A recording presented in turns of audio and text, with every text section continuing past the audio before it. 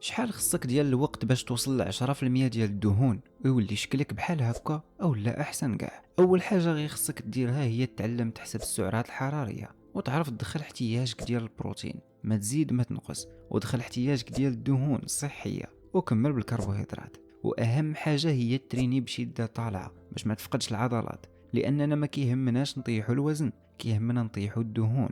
اجي دابا نجاوبوا على السؤال ديال شحال غير خصك ديال الوقت باش توصل ل 10% ديال الدهون. فاش كندويو على شخص مثلا عنده 25% ديال الدهون في جسمه، فهاد الشيء كيعني انه الا كان وزنه 90 كيلوغرام راه 22.5 كيلوغرام من وزن جسمه عباره على دهون. وحنا بغينا نحافظوا على العضلات ونقصوا تقريبا 13.5 كيلوغرام ديال الدهون. الوغ اولا غير خصنا نعرفوا باللي 1 كيلوغرام ديال وزن الجسم اللي اغلبيته دهون، باش تحيدو غير خصك تحرق 7000 كالوري. فإلا درنا عجز في السعرات الحراريه ديال ناقص 500 كالوري من السعرات الحراريه اللي كناكلو يوميا، هاد الشيء غيعطينا 3500 سعره حراريه في الاسبوع ناقصه، اللي هي نص كيلو تقريبا. هذا هو الوزن المثالي اللي خصك تطيح في الاسبوع، واللي غيكون اغلبيته من الدهون. الا فتي 500 سعره حراريه في العجز غادي تطيح المسكل. لذلك جوابا على السؤال، فغادي تحتاج تقريبا عدد الكيلوات اللي خصك تحيد ديال الدهون مضروب في 2، وهذاك العدد اللي غادي يخرج لك هو عدد الاسابيع اللي غادي تحتاج.